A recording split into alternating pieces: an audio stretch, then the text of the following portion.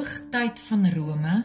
in die jaar van Augustus se sensus, met sy galeie en legioene baas van die wêreld,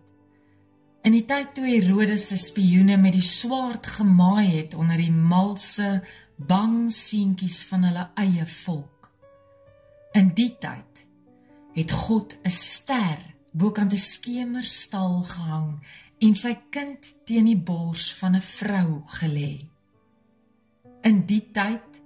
elders in die veld, het God sy son en reën ook oor 'n boom gestort wat eenmaal ryp en sterk genoeg sou wees om 'n kruis gesaag te word, wat die stom lam van God in die dor wind oor Golgotha, sonder te buig of kraak, tot in die ewigheid sou dra.